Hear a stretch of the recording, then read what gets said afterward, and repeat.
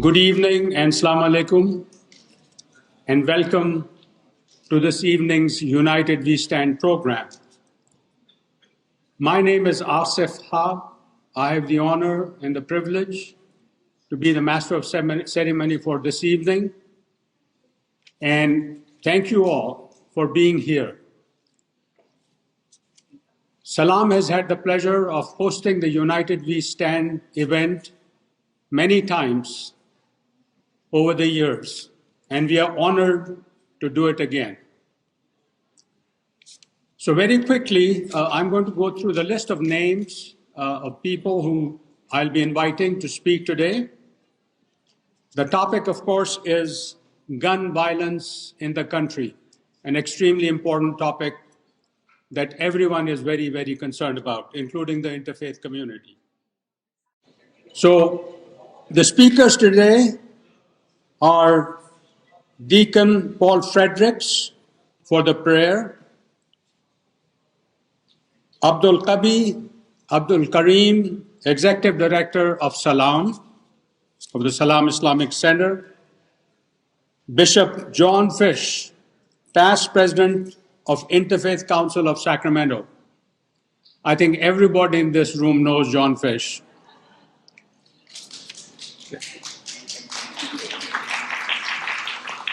It's great to see you again, John. So great to see you. Phil Talbert, the U.S. Attorney, Department of Justice. I don't know if I see Phil yet. Maybe there'll be a replacement for him. We'll find out.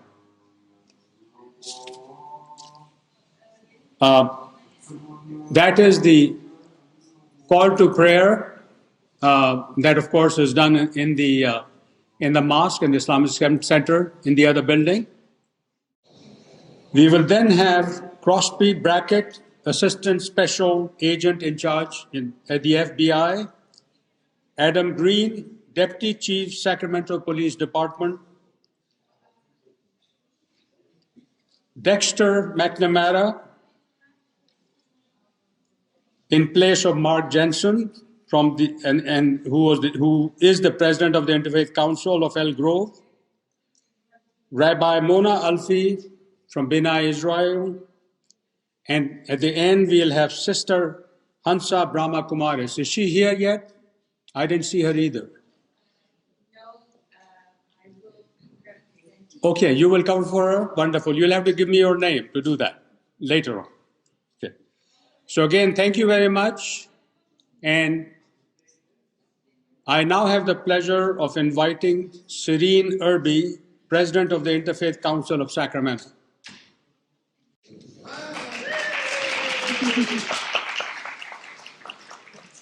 Good evening. United We Stand, I am proud to say, has become the cornerstone of community and religious unity in Sacramento. For many years, it was an annual event, many times standing room only, in support of community unity, coming together as one, with speakers from Jewish, Muslim, Sikh, Christian, Baha'i, and other faith traditions, as well as interfaith voices. As president of the Interfaith Council, we have stood with Salam from the very beginning and count them as an integral part of the interfaith community. And we stand in solidarity with Salam tonight in promoting unity. The Interfaith Council wants to thank the Board of Salam for once again hosting this event and opening their doors to the larger community. I also want to thank all of the guest speakers tonight, and of course, all of the attendees coming out in the rain. The outpouring of support for this event has had year after year, I think. It's a testimony of Sacramento's dedication to religious diversity, religious freedom, and religious unity. Thank you.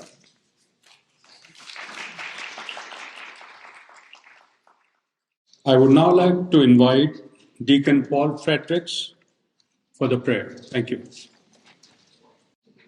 Merciful Father of all, we come here to the Salam Center for this interfaith event, united and gathered in your name. Remain with us during this evening of prayer, discussion, and discernment, pouring forth your grace to mold our hearts and minds. Give us light and strength to know your will, to make it our own and live it through our respective faith traditions. Guide us by your infinite wisdom to share our thoughts and concerns in creating a tolerant, understanding, and unified community. Enable us to desire fair justice, promote equal rights, and not be misled by hatred, ignorance, or fear. Bond us through your unconditional love and keep us faithful to all that is true. Grant us the courage to earn the rewards of good and worthy servants that will lead us to model the way to your promised peaceful kingdom. Amen. As a beautiful prayer, Deacon Fredericks, really appreciate it.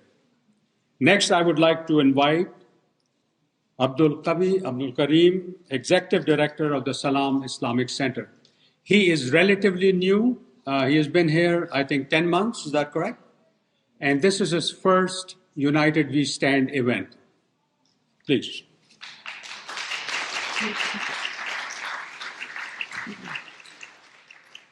Good evening, everyone.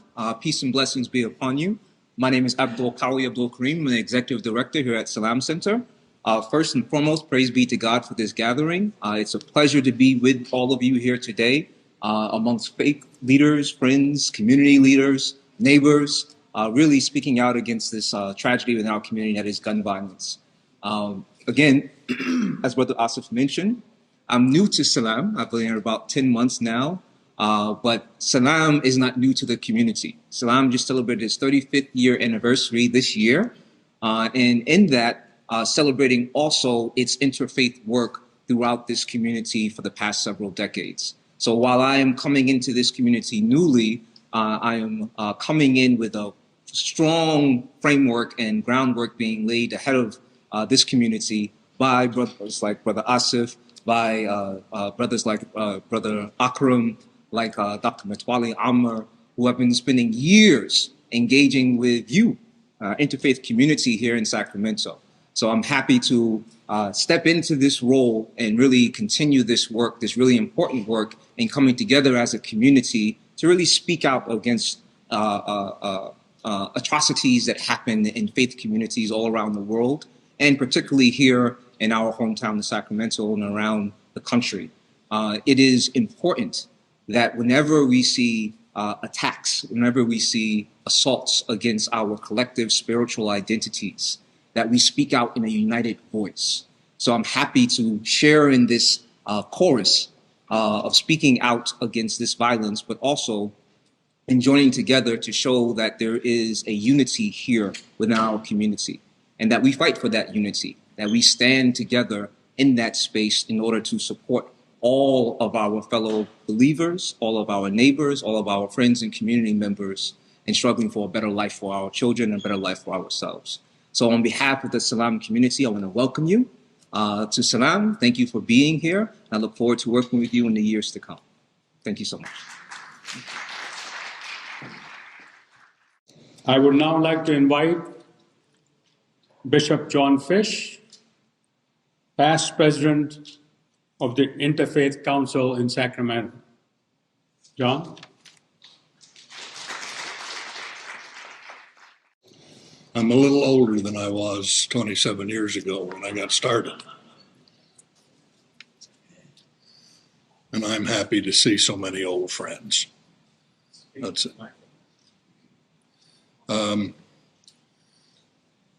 I have prayerfully considered this night for the past couple of weeks in my morning and evening prayers. Sorry, got a little higher there. And As I've considered this prayerfully, I've gone through all the emotions of hate and anger and angst and violence and ugliness. And that doesn't fit the people in this room at all. It fits others, and I'm going to talk about one. So I'm going to share 4 quick little vignettes from my life about things that were taught me as to how to act and be.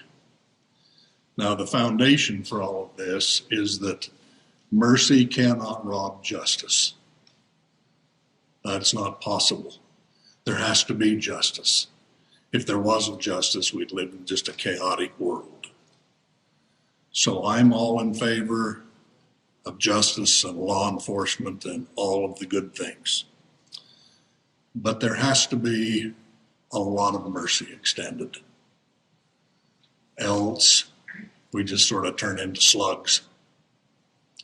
We have to be merciful people. So, I'm going to tell you these 4 quick little stories. When I was 7 years old, I was fighting with my best friend Jimmy. We were fighting over a cap gun, a stick horse, and a sheriff's badge on our vest.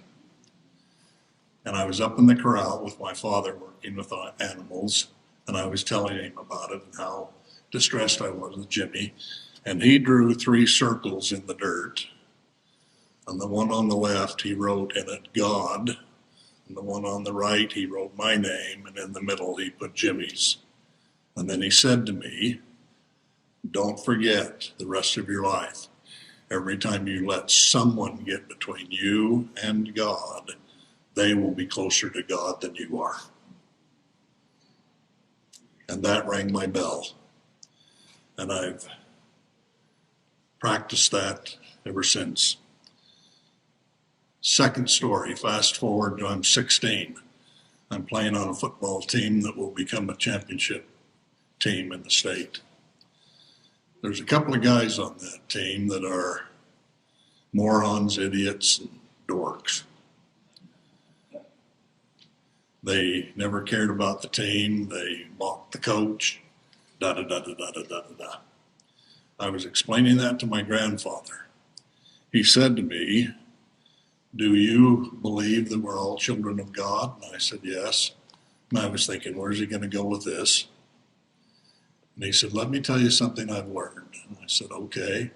He said, in the sight of God, the worst person you've ever known is better than the best dog you've ever had. And I said, what? We had 2 dogs. One was a house dog, one was a farm dog. They were wonderful animals. They were true and faithful and loving. And I thought, these guys don't compare to our dogs. Now, at high school reunions and things in the last 10 years, I've sat with those 2 men, and they're wonderful humans.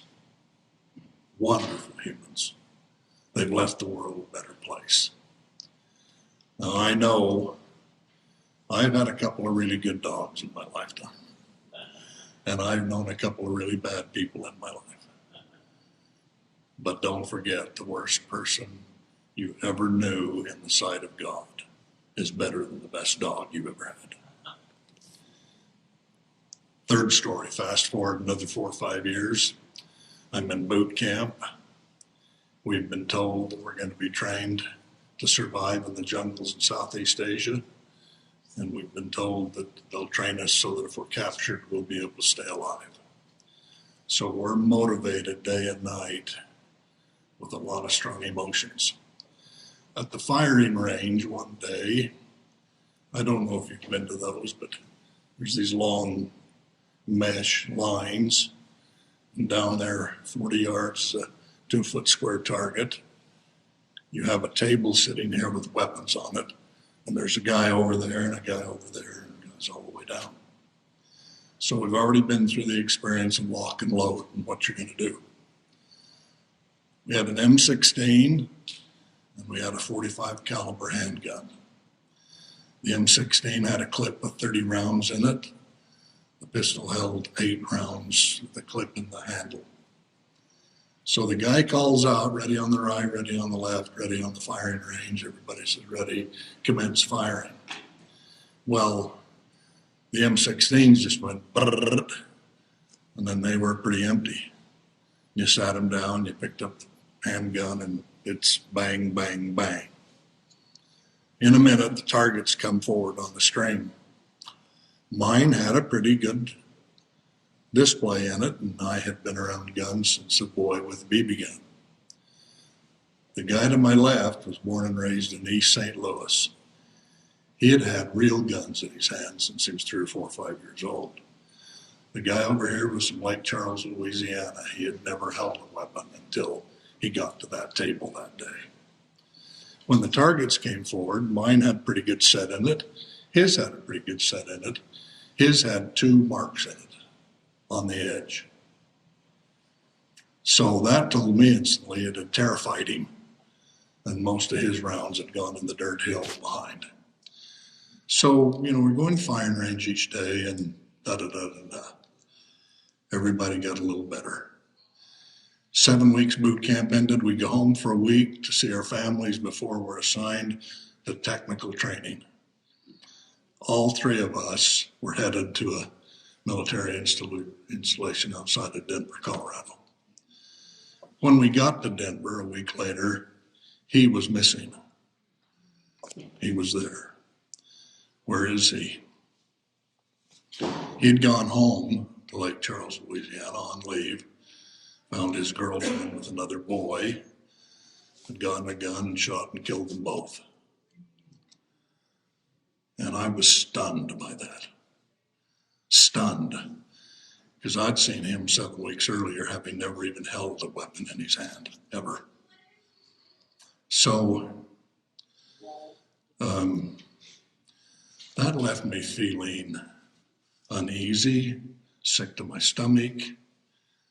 I pondered his girlfriend's family, the other boy's family, his own family, what his mother and father would be feeling. And I couldn't see that anything good ever came out of that. Anything. And I said to myself in those early days in tech school, that won't ever happen to me. Last story. 2 years ago, I drove my best friend in college for 50 years down to the county jail to turn himself in. He had been convicted of a serious and ugly crime. His wife and his children, his grandchildren, his friends, his neighbors had said they wanted nothing more to do with him. So I spent an hour or 2 down in Sacramento while they checked him in. I visited him there each week for several weeks, and they moved him down to the facility outside Elk Grove there. I drove down each week to see him. Now, he's a serious criminal. He's a serious criminal. What he did is ugly, awful, and terrible. So he's now down in San Quentin. Thanksgiving morning, I drove down to see him. I don't know if you've ever been to San Quentin, but they check you in, walk you down to the old red cell block, and you go through those old sliding, gate doors that go real slow. And you take a seat at a million other little tables and chairs. They reach out to him somehow, and in a few minutes he shows up. Now, brothers and sisters, I sat there for a couple hours, knee to knee, toe to toe, with my closest, dearest friend in college. If you'd have told me in college that I'd be seeing him 50 years later in San Quentin, you could have knocked me over with a feather. I can't even tell you where he's at mentally. All I can think is I've got to extend him love and mercy. He's being punished, and he should be. And he'll be there 10 more years, and he should be. He's old enough that he might die in prison. And if he does, so be it. But my role now is to love him and to extend to him understanding. He said to me on Thanksgiving, he had a cold, "If I die, who will come and get me?" I said, "I got you." "Well, in 10 years, if I get out, who will come and get me?" I said, "I got you, if I'm still alive." "Where will I go?" "Well, let's get to 9 years down the road and we'll start to talk about it." So, good people do bad things. Bad people do bad things. I wish I could wave a magic wand and shootings would go away. We're kind of numb to it now, aren't we? Seems like every day somebody's shooting somewhere. I wish I could make that go away. And I wish, I was reading a thing last night about tribes, all of the different tribes on the earth, all of the different killings and massacres and slaughters, and all based on hate. I wish I could make that go away. What I can do is extend love and mercy. And I have a prayer in my heart and mind that we can all do that on this day and always. Amen.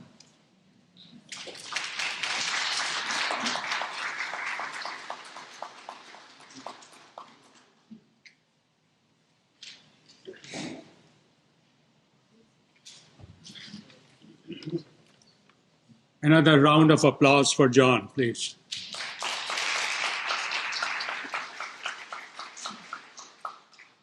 You all heard him. His magic continues. And his words are always illuminating. Ever since I've known him, and you have known him much longer than I have, he gives wonderful speeches that touch our heart. Thank you again. And I pray that we continue to see him for a long, long time in good health. Before I invite the next speaker, I do want to point out to the artwork on both sides of me here. This was done by, and I think many of you are probably seeing it for the first time. This was prepared by an artist within the Salam Islamic Center, Amjad Malik, and he prepared that. And again, this is the 7 verses on this side from the first chapter of the Quran, of course, the translation itself. And here are some more verses from another chapter of the Quran and the translation as well. So this is something that I think he set up last year, and I think maybe part of it even early this year. So I just want to recognize him and let you know what they represent. And of course, what you see on top here, these are the names of God in Arabic, and of course the translation in English. So that also has been added on very recently. Next, I'd like to invite Crosby Brackett, Assistant Special Agent in Charge, FBI.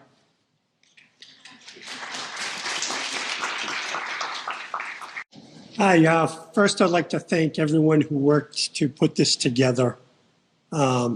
Certainly during the pandemic, we were forced to find other ways to communicate, and I think we did fairly well. However, there's no substitute for coming together in person and meeting each other in person, and I'm certainly honored to be here with you all today. For those of you who don't know me, I've been here in Sacramento for about a year now. I have an assistant. That's great. Future FBI agent?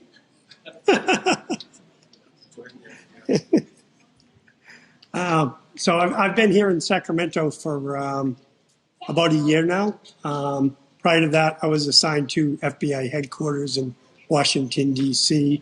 And prior to that, I was a supervisor in the Boston field office. So this is my first time living in California, but so far, me and my family has enjoyed it a lot. And I certainly look forward to meeting all you and meeting more people here in in the Sacramento area. I think certainly relationships and partnerships is extremely important for the FBI.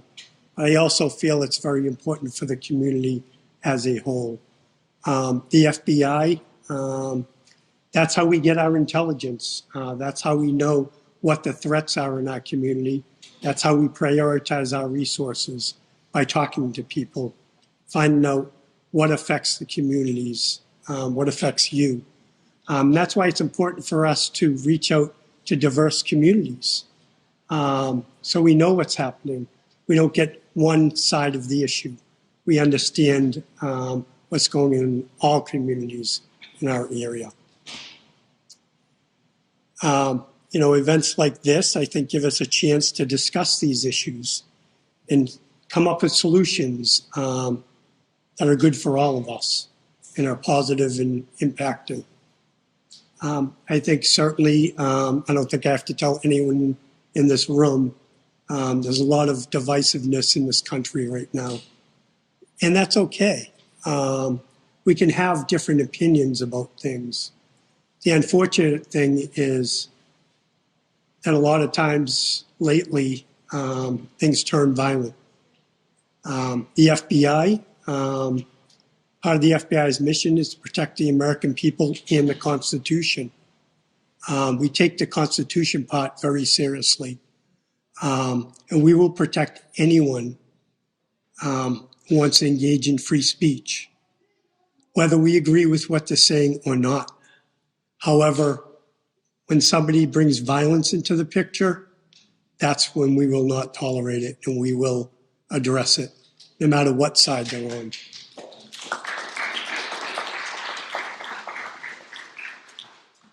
We certainly need your help to do that. And one of the ways, and when I say the FBI, I talk about the FBI, but what I really mean is we work almost everything with our local and state partners. We have a number of task forces, particularly for violent crime task forces, joint terrorism task forces, safe streets task forces, and transnational organized crime task forces. And our local and state partners participate in all those task forces, as do other federal agencies. So a lot of the crimes the FBI investigates is worked jointly with those partners. And even some of the departments that aren't members of our task forces, we often work joint cases with them also. We also value public and private partnerships. One of the things we run every year is our Citizens Academy. And I know I talked to at least one person here before this started that participated in one of our Citizens Academies. And I think it's a great way to learn about what the FBI does and what we need from the community. And it just so happens we're currently taking nominations. So if anybody is interested in that, you can see me afterwards, or also Shelby, who's sitting back there, and we'll be happy to discuss it with you. And if you'd like to apply, we'll tell you how to do so. It's also important, I think, that the FBI represents the community we serve. So I would be remiss to say, and I always tell people every time I talk in a group like this, that if you know anyone that's interested in joining the FBI, we do need diversity within our ranks. Please encourage them to do so. And certainly I'm always open to talking to anybody that is interested in joining the FBI, whether it is as a special agent or a support staff intelligence analyst for the FBI. I'd be more than happy to talk to them about that. Now, what we need from you, I think the important thing is if you see something suspicious, pick up the phone, call us, call your local police department. We share information with the local police departments, and they share often with us. So if you call either one of us, it'll get addressed. Certainly if it's an emergency, police department's your best call, should be your first call, because they're on the street 24/7. We're not. but certainly you can call us if you see something suspicious and it's not an emergency. I think one of the commonalities in a lot of the mass violence, mass shooting events is that somebody noticed something that they didn't report. They saw something suspicious. They thought about reporting. They didn't know how, or they thought, well, it's probably nothing. We would rather have you report something that is nothing than not report anything at all. And I think that's one of the benefits of the FBI coming to events like this. I met one person when I first got here who told me he never met an FBI agent before. And I hear that a lot when I go to events, that I'm the first FBI agent that someone met. And I know that if you've never met somebody from the FBI, you've never called the FBI, sometimes maybe it can be intimidating, but it shouldn't be. And I think us getting out and getting to know everyone will help that.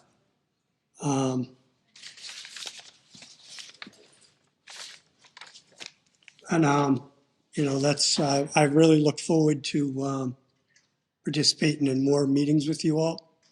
And anything you need, please give us a call. Thank you.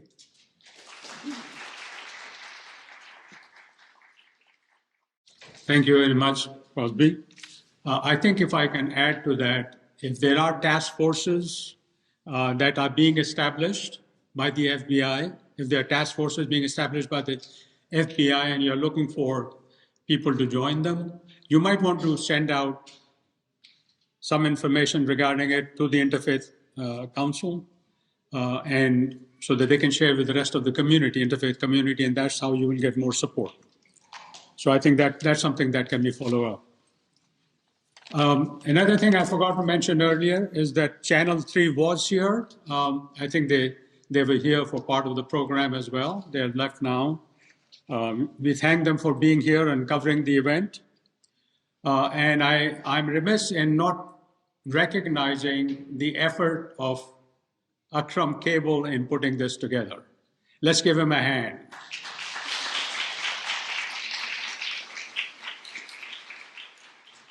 He really is the one who did all the work. We are just hosting it in Salam, really. That's how it is. So thank you, Akram. Thank you so much.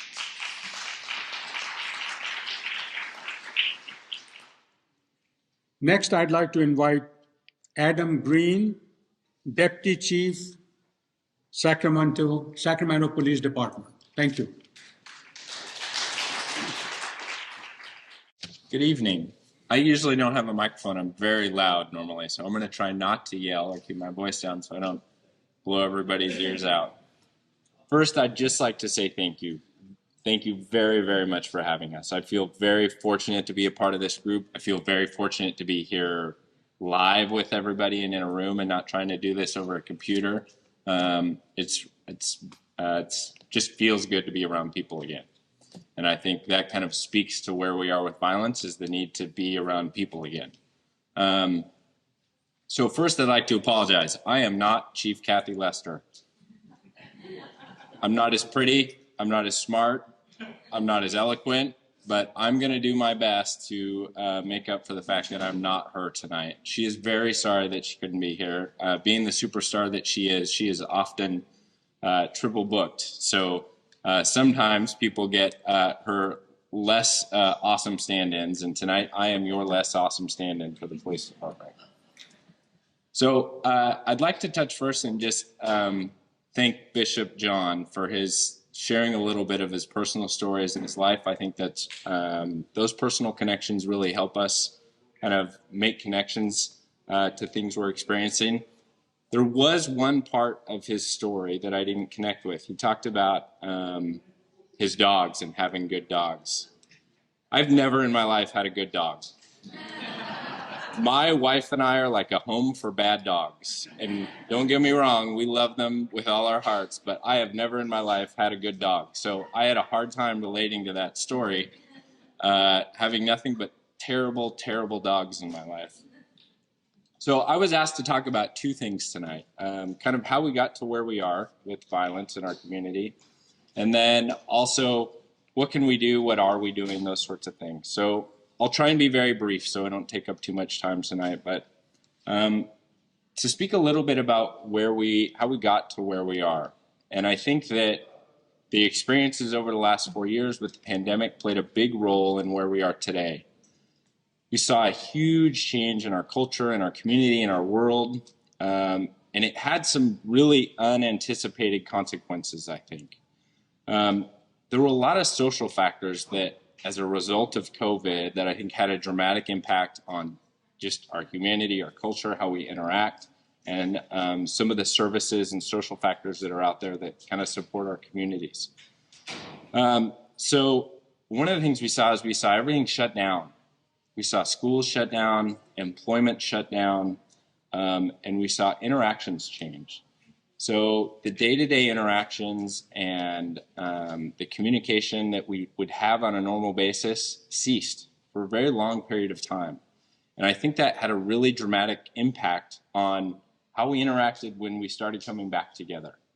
I have a 13-year-old daughter, and she was in 6th and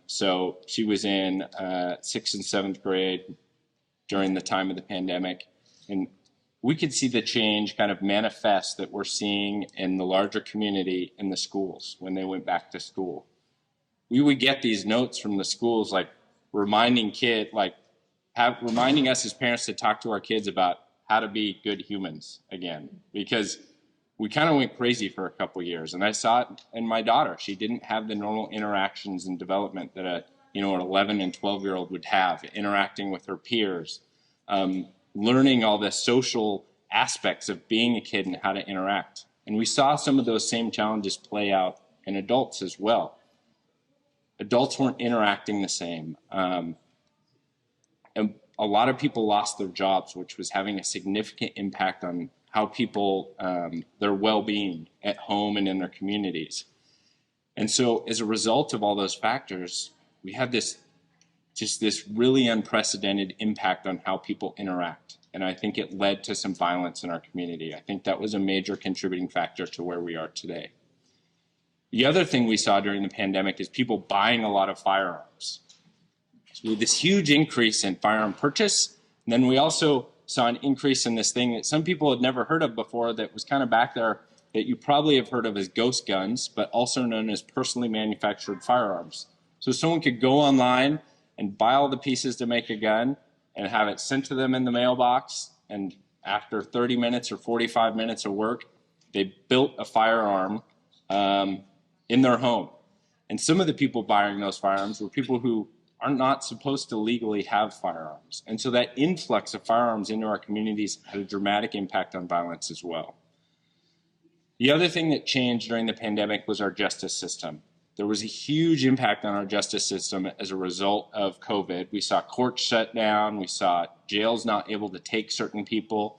And so we had a change in accountability as well, because people who might have gone to jail weren't going to jail. People who were in jail for crimes were being released from jail. And people who were pending potential judicial processes for violent crimes were not going and entering the justice system because all that stuff got put on hold. And so all these impacts, I think, really had a dramatic impact on, or all these factors had a dramatic impact on where we are today.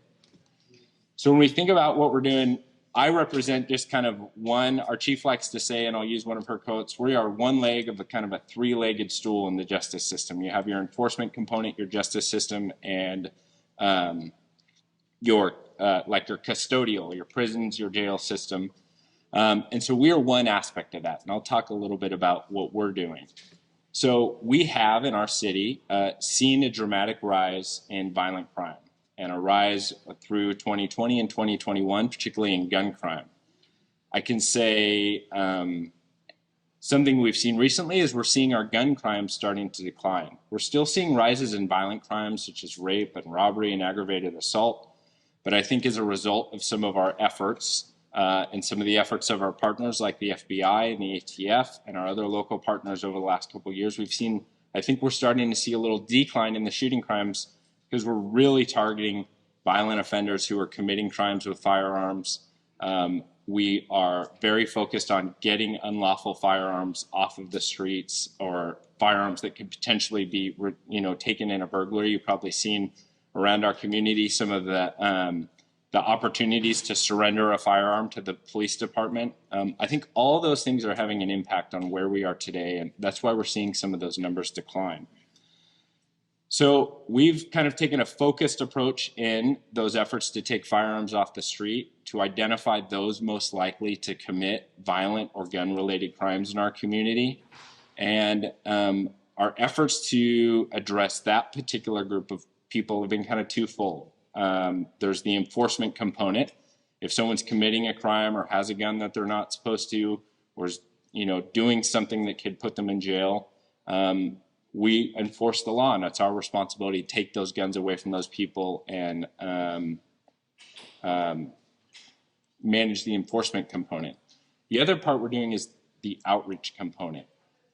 There's a significant need for social services in our communities, whether that is programs for youth, programs for family, assuring that people have the resources they need, that they don't feel compelled to be in the community committing crimes, or that youth have programming so they're not out of school and with a bunch of spare time and nothing to do.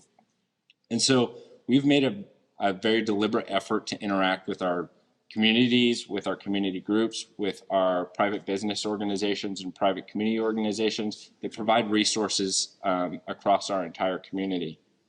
I think one of the most important things about what we can do is this. We need people to commit, like you're doing tonight, to having an impact on gun violence and just talking about violence and what that means in our communities.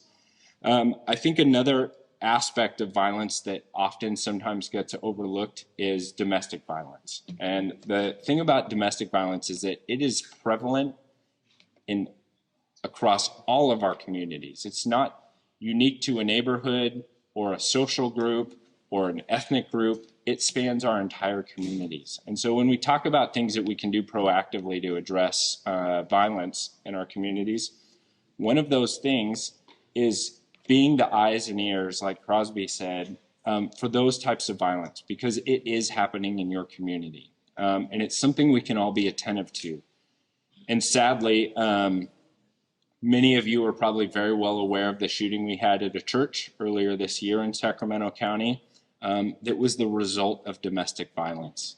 And so being the eyes and the ears for a community, being a support system for a victim of domestic violence, those are all things that you can do as a group of people organized against violence to support violence, to prevent violence, and to, I'm sorry, not support violence, but support victims of violence. Those are all things that you can do. And so one of the things that was said earlier was about standing together. And I think that is what you're doing here tonight. And that's what we as a community need to do going forward, is that whether it's the FBI and the police department and our religious community and our schools and all the other social aspects of our communities all standing together to take a stand against domestic violence. So if there are any questions at the end, I think there's going to be an opportunity for that. But lastly, I'd just like to say thank you all very much for having us here. We are honored to be included in this with such a diverse group of people. And food also helps. Like there's nothing like rallying for whatever the cause around food. So thank you all very, very much.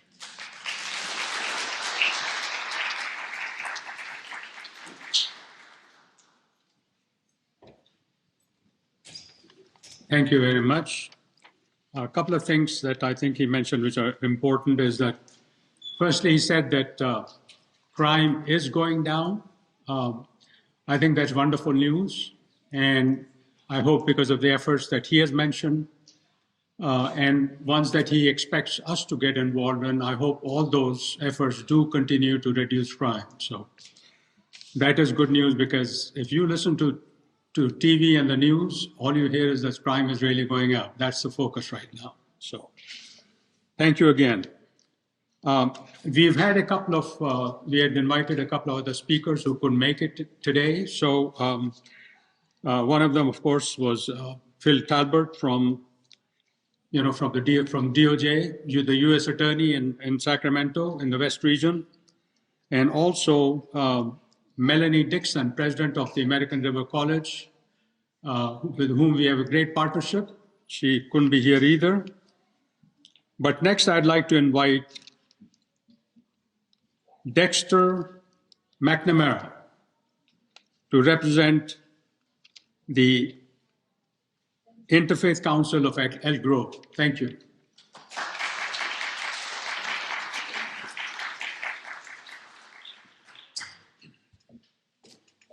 It's just a delight to be back here at Salam. 37 years? Is that right? I remember being here when it was in a house and then a trailer. So many, many good friends. And Dr. Ammer, I consider you one of my mentors in the interfaith work. So I appreciate that so much.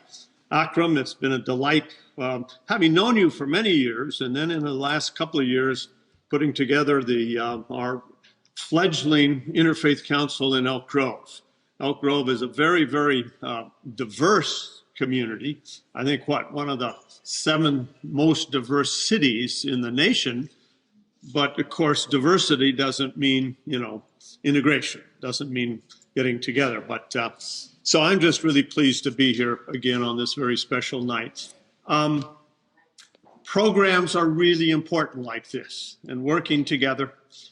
But I just also want to say I shouldn't be speaking up here. Mark Jensen was to be the speaker. He's the president of our council there.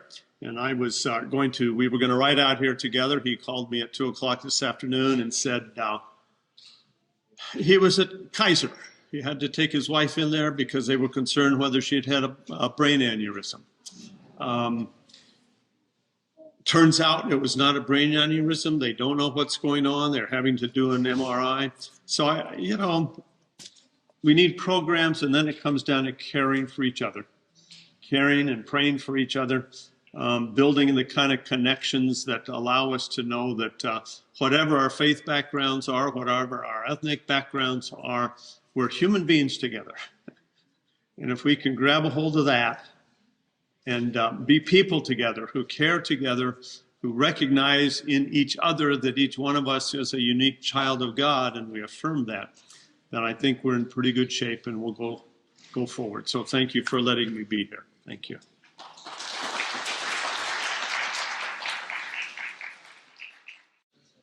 Thank you very much, Dexter, for coming up and covering for the Interfaith Council of Elk Grove. We really appreciate it. Next, we have Rabbi Mona Alfie. I think almost everybody knows her. And I'd like to invite you to the podium. Thank you. So unlike the other speakers, I wrote down what I was going to say because being a rabbi, if I don't write it down, we could be here until the morning if I just speak off the top of my head. I want to thank the Salam Center for putting together this gathering here tonight. It's incredibly important for us to be able to come together and to speak about this other pandemic, this other sickness that ails our society. And it feels very good to be able to be amongst people of faith who all share a reverence for life and a desire to end violence in our community. And I also want to thank particularly the FBI and the law enforcement who are here tonight for helping those of us who are in minority communities to feel safer, and not only to feel safer, but to literally be safer in our houses of worship. As I said, I was asked to speak briefly on what Judaism has to say about gun violence.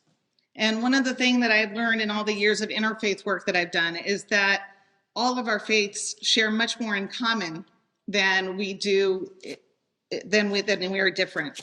And so for many of you here, I'm sure that what I have to say will sound very familiar. But first, I want to speak as a mom and not as a rabbi. I have to say everything you said about the pandemic officer was absolutely true, except there was one good thing that I felt, was that during the entire time of the pandemic and my children were learning remotely, not once did I have to worry about getting a call about a mass shooting at one of their schools. When I first became a mother, I could never have imagined that one of the places I would feel most nervous about sending my children to would be school. And when I was ordained 25 years ago, I could not have imagined that in our synagogues we would have to have intruder drills in religious school, security training for our staff and our congregants, or that security would have to take up so much of our synagogue budget. In recent years, as hate crimes, particularly anti-Semitic and anti-Islamic hate crimes, have been on the rise, gun violence has become an increasingly serious concern. White supremacists and white Christian nationalists are a real threat to minority communities. So sadly, not only do Jews and Muslims share our values, but we also share our fears and concerns about our sense of safety when we're in our houses of worship. In Genesis chapter 1, verse 27, it's written, "And God created Adam in God's own image. In the image of God, the human was created."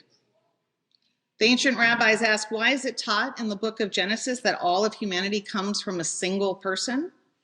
Isn't it true, they say, that the Holy One could have created the whole of humanity all at once?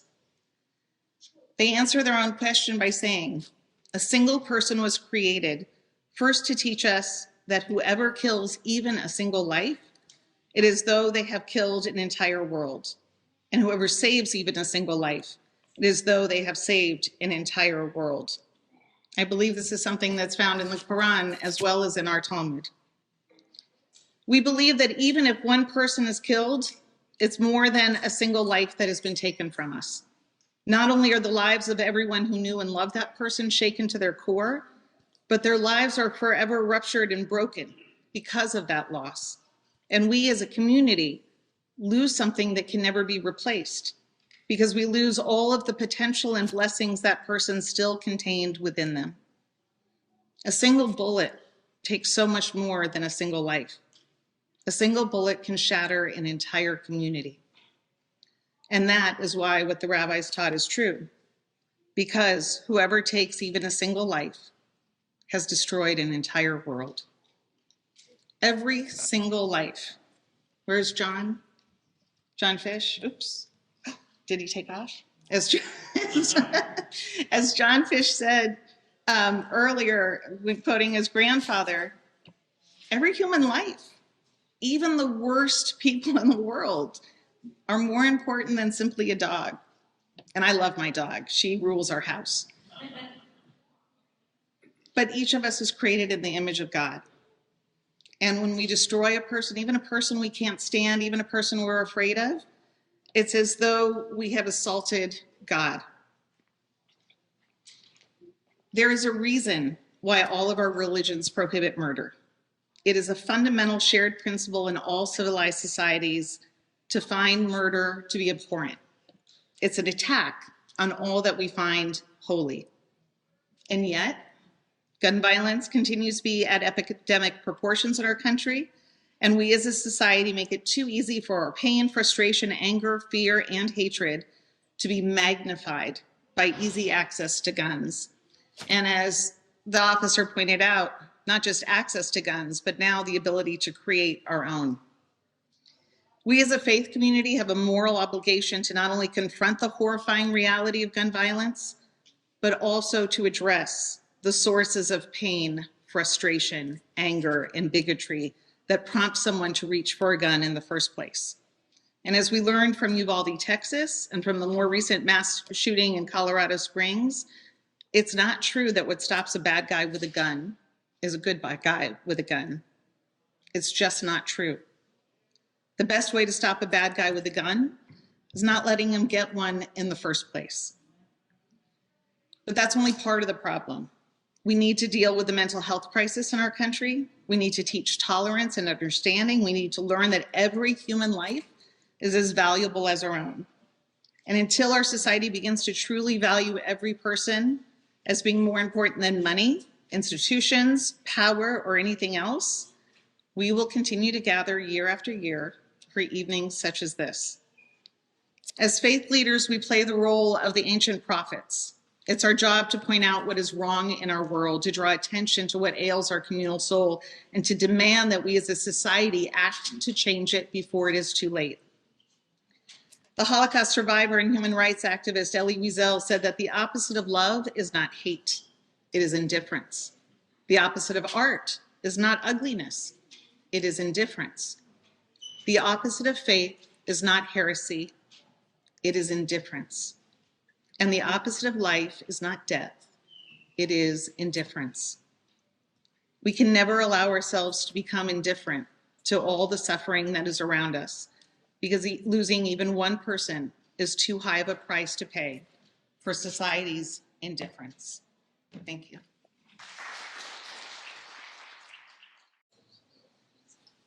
Om Shanti, and greetings on behalf of Sister Hansa. And I know many of you know her, and she has just returned from India. And so you know how that is with traveling. And so she wasn't able to come tonight.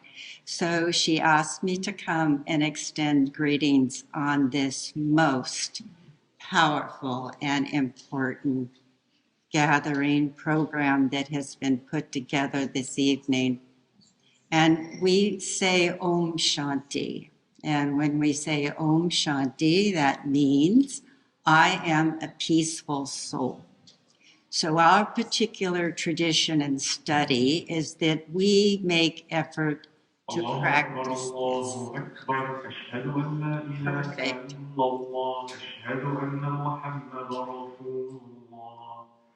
حي على الصلاة حي على الفلاح صدق.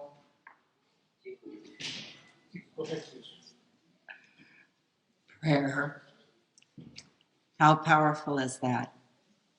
So, is it the gun, or is it the consciousness behind the gun that pulls the trigger? So, one of our aspects of interfaith is something very beautiful. And I'm asked often this question of how does interfaith work? How do you all come together of different faiths and still show up?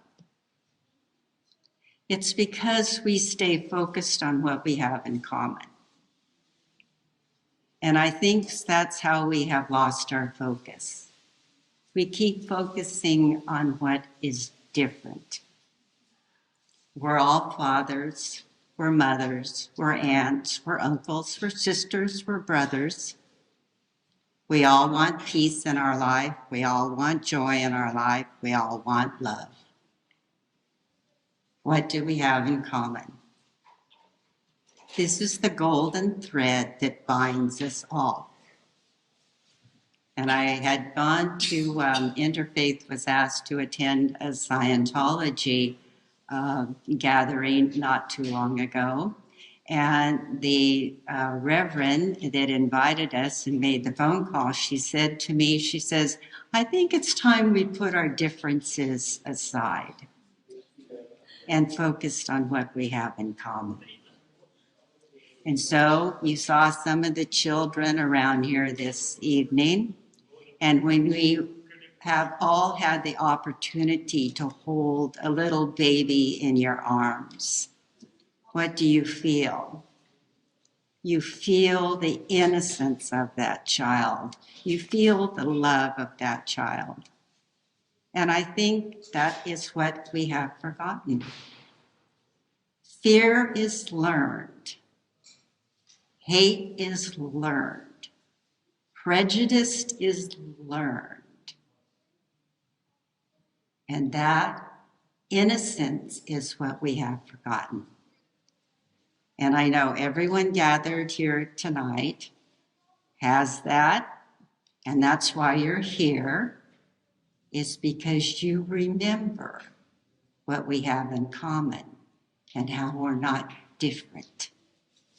And so, on behalf of the Rama Kumaris and behalf of Sister Hansa, I say thank you all so much for the opportunity to speak to you this evening on this most important issue of shifting our consciousness, the consciousness behind the gun the one that really pulls the trigger.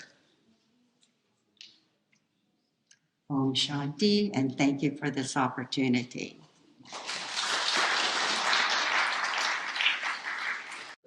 Carol Loeb, please, the podium is yours.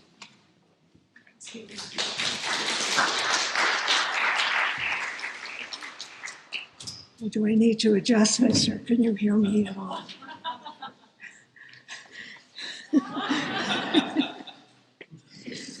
Good evening, dear friends.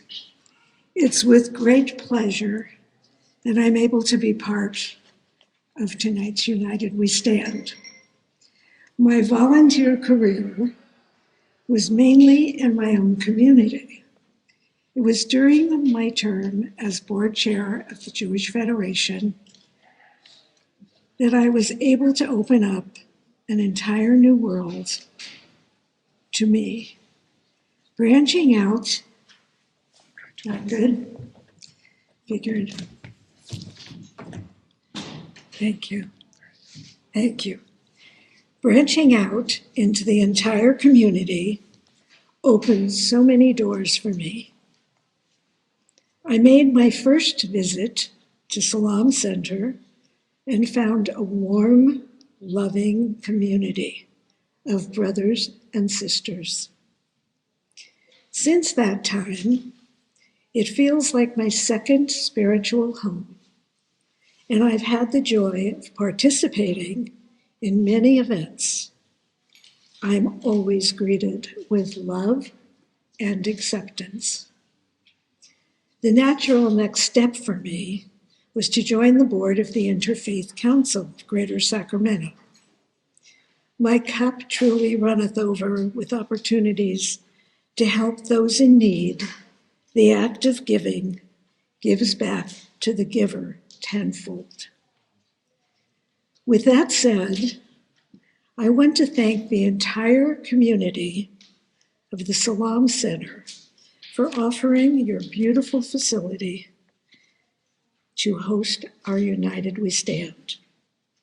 Our theme this evening has been very serious and timely, and I want to extend with great appreciation for each and every one of our presenters for accepting the invitation to educate us about what we need to do to be safe. Words are not enough to express our gratitude for giving us your time and the tools that we need to keep people safe. Our thanks to Serene Irby and her band of interfaith followers for never losing sight of the need to unite us as one people. Through interfaith, we learn how much we are alike, much more than we are different. It teaches us to embrace and to respect each other. Through interfaith, and last but definitely not least, our deepest thanks for the person I call my brother from another mother. Another Akram Kaval, thank you for single-handedly deciding it was time for this event. And he forged ahead, putting it together. Any group lucky enough to have Akram on their team will have a win-win situation.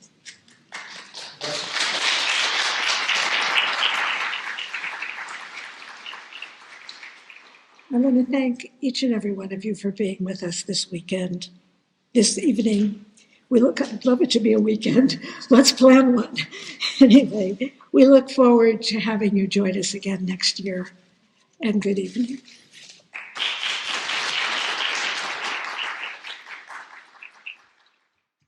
Thank you so much for your gracious words about Salam, and of course, thanking everybody for being here. We truly and really appreciate it, and hope to see you at all such events in the future as well, Carol. Thank you.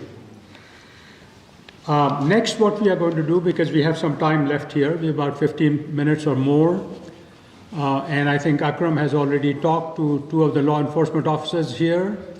We have an opportunity to ask them questions about gun violence and, of course, what they are doing about it, and perhaps what we could do to help in that area as well. So I'd like to invite Prospery Brackett and Adam Green to the front.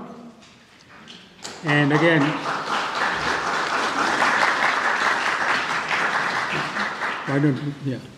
one of you stand on this side, one of you stand on this side, and please use the mic as the questions come to you.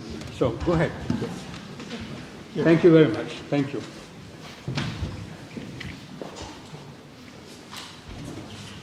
First question. Yes. You know, I listened to both of you, and you seem to suggest that gun is the reason for the increase in violence. I happen to believe we are escaping the issue.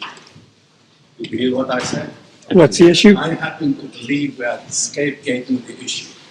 That gun is one factor, but there are a lot of other factors we do not want to talk about. One of them, the breakdown in the American family. This is a taboo you cannot talk about. Another taboo, you don't talk about the impact of the mass media in this country. The average child watch about 20,000 deaths on television by the time he's an adult. And we don't talk about the impact of the social media, that we keep focusing on the gun. Gun is only one simple problem, but there are other issues, in my judgment, which are really more serious, but we don't pay attention to. I can give you a book which you should read, In Search of Ali Mahmoud.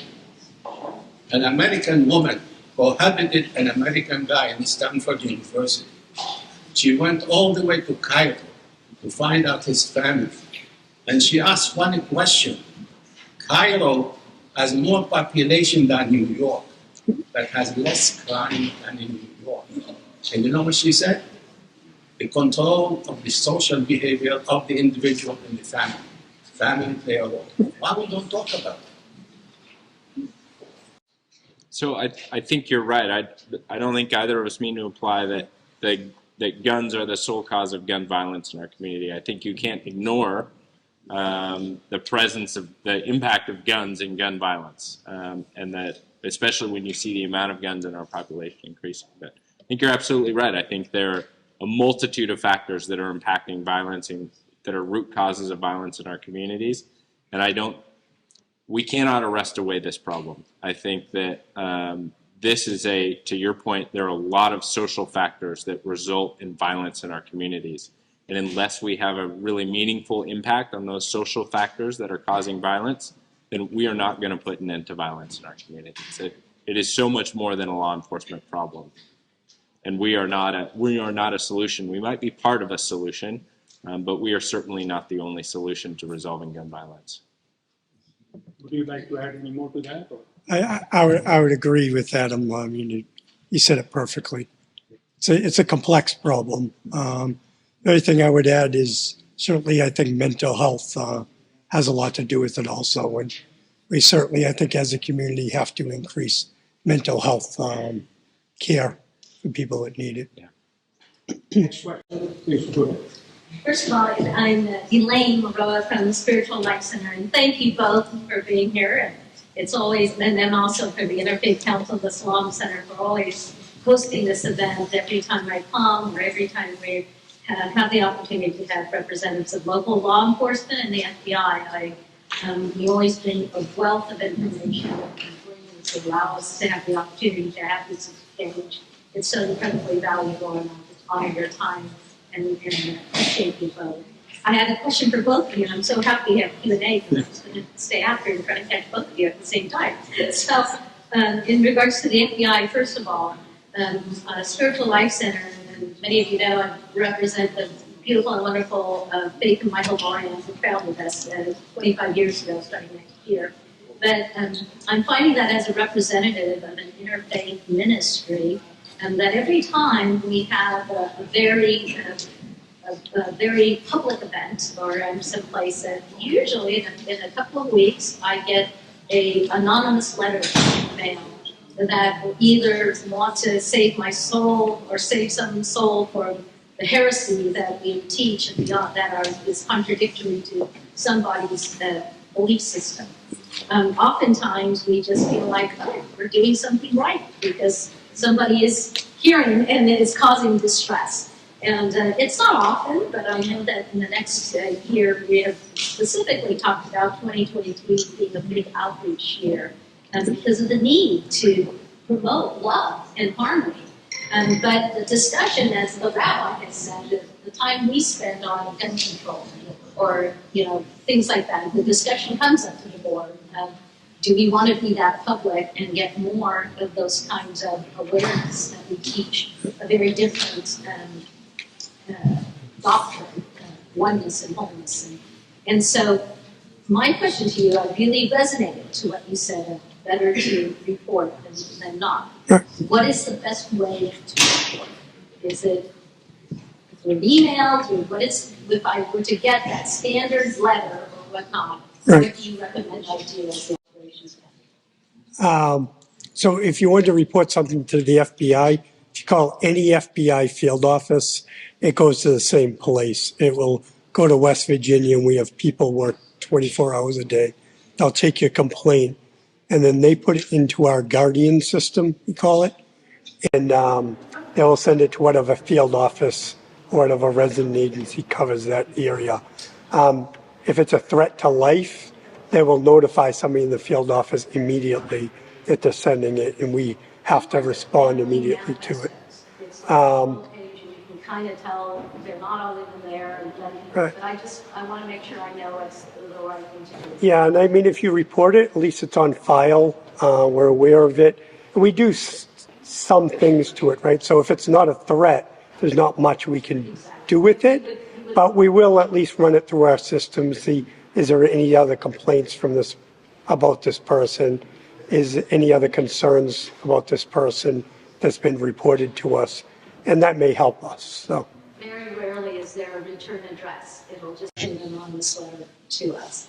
Thank you, but I'll just report it to any FBI. And then the other that brought up, you mentioned domestic violence.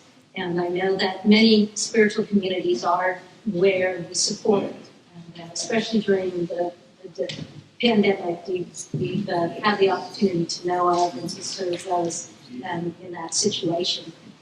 If we are in a position where we know of a situation where someone in that situation is about to leave, actually making the decision, I know the discussion at our board level is even, does the abuser know that this person volunteers here?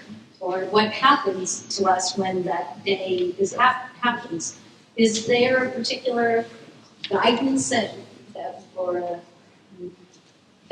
we try to work with nonprofits such as we to make sure that there's that level of, it's a very personal thing for someone, and yet at the same time, I know our community is where this person goes to if they have to leave in the middle of the night or things like that. So how do I safeguard my community and still support someone who's in the midst of the real tiny question? Right. Yeah, it's very difficult, right? Because there's a balance there in wanting to help someone and also maintain their trust.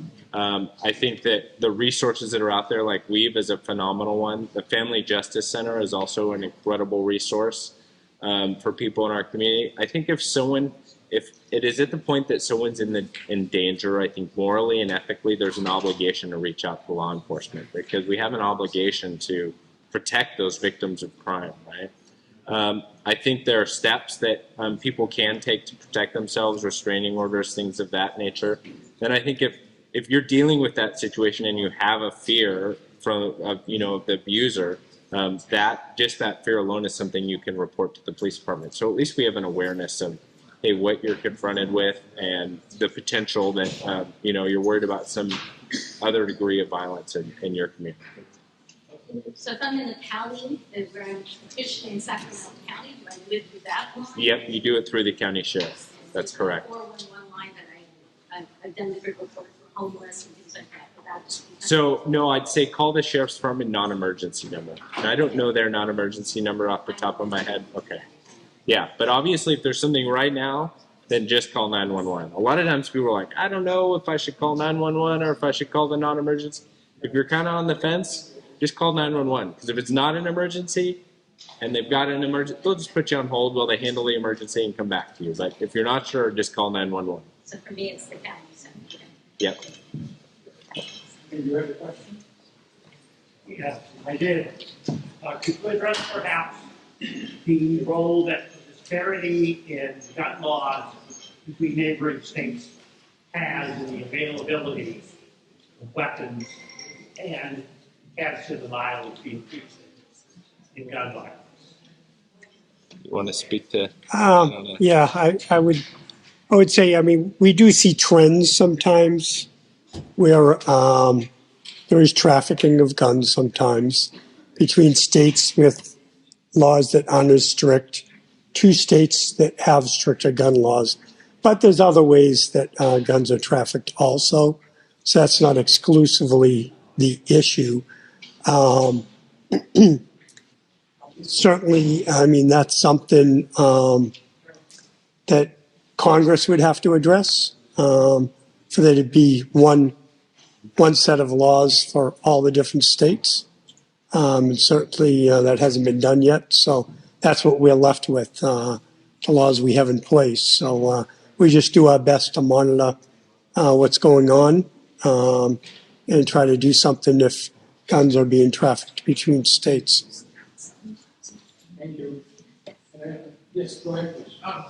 Chief Green, I wonder if you could speak briefly to gun violence restraining orders or extreme risk protection orders as a tool for proactive intervention. I understand one was utilized here in our region to remove weapons from a neo-Nazi, a young man. And I know the San Diego Police Department has really been pretty aggressive in leading the state in utilizing those.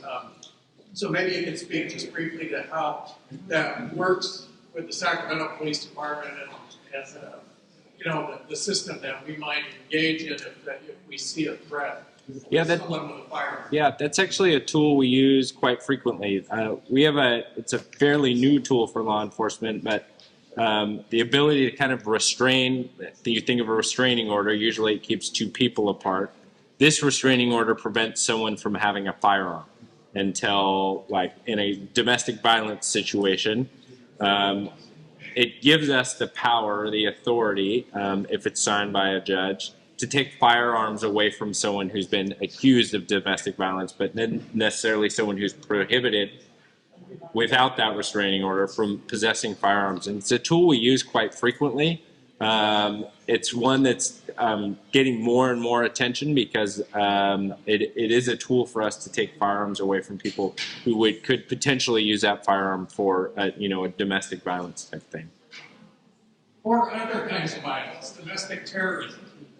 Yes, those guns could be used for anything. I'll just tell a story from San Diego Police Department.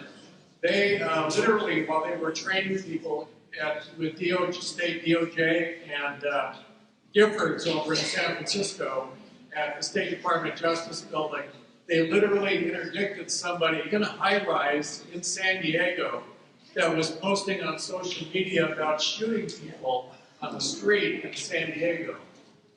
They were busting down that guy's hotel room or apartment door, because they could act proactively.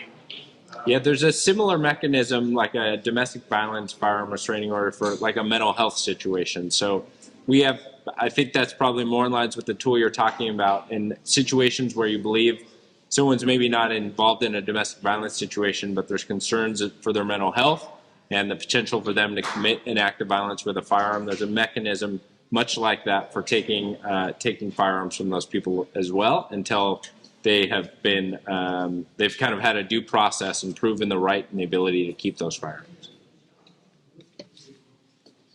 Did you have a question? Yes. And thank you so much for being willing to answer all our questions. I know we're going a lot at you. When I was in a meeting earlier today, this is a resource question. A meeting earlier today with several different CBOs who were essentially pulling together to figure out solutions or ways, strategies to address rising violence within schools, particularly with new Afghan arrivals and other members of our community. Essentially looking at a culture conflict that's happened in our schools that has seemed to have been progressing.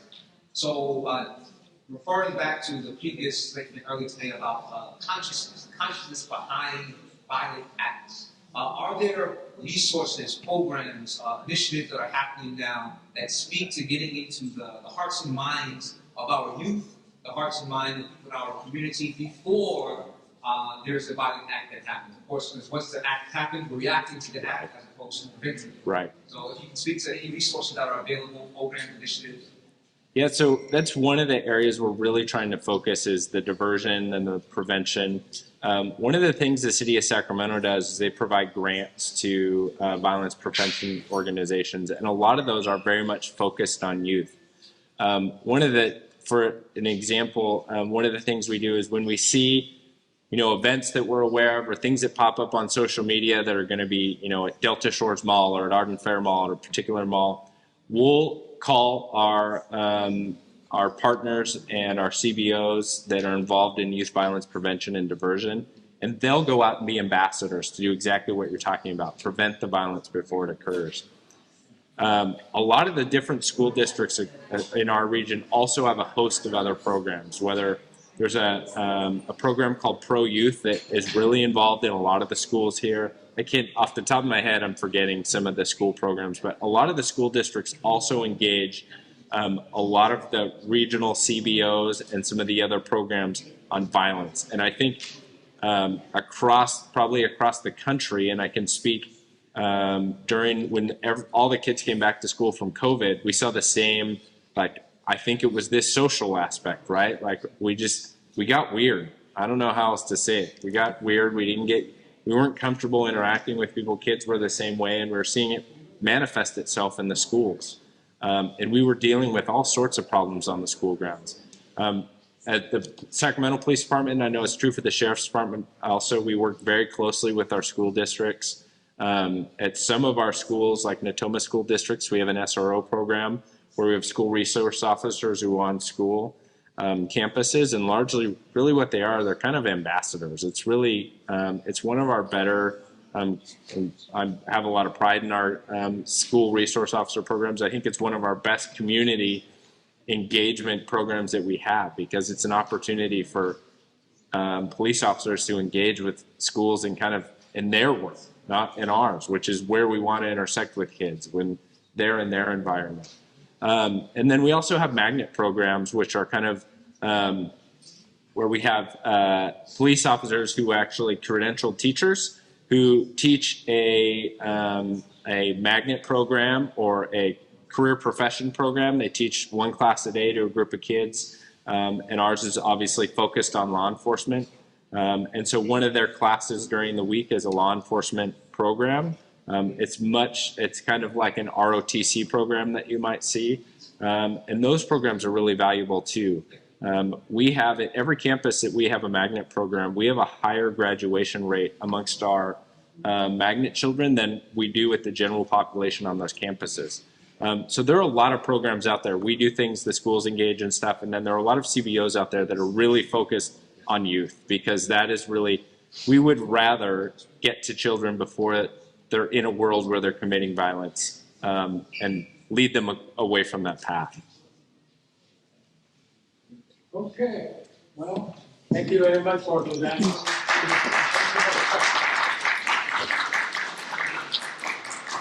Thank you so much.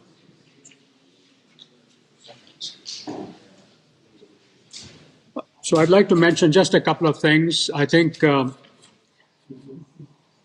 speakers, we wish you can stay for a few more minutes. They won't take a few pictures of the speakers together, and others if you would like to join. The other thing I think is, I think what's really important, and I hope this is the takeaway from here, is what can be done at the local level. What can be done at the grassroots, at our level, interfaith organizations, working with law enforcement about this. So, there are issues that are huge on a national scale, state scale and all that. Perhaps we can't do too much about that. I hope things do change. But I think it's important to focus on the local attempts to lower gun violence in California, let's say, and Sacramento, and the county of Sacramento, etc. So I think I would request again the FBI and police department to perhaps, if there's something very specific that the members of the Interfaith Council can work on together and be a part of, please share that with us, and we'll go from there. Do you agree with that, Akram? Yes. Thank you. And Akram Kewal would be the contact for doing that. So again, I think in the question and answer session, the other thing that was very important to know and learn, and some of us already knew it, that, for example, the police department is really trying to raise awareness in schools and colleges about gun violence. And I think that probably needs to increase even more. I think Salam, for example, we go out and visit schools and colleges and invite the students over here to talk about Islam and Muslims. So it's a different focus, but again, I think if outreach can be increased, I think we'll see better results of that. And finally, again, Akram, thank you very much for putting this together. Thank you all very much for coming. It is truly an honor and pleasure for Salam to do this. Thank you again.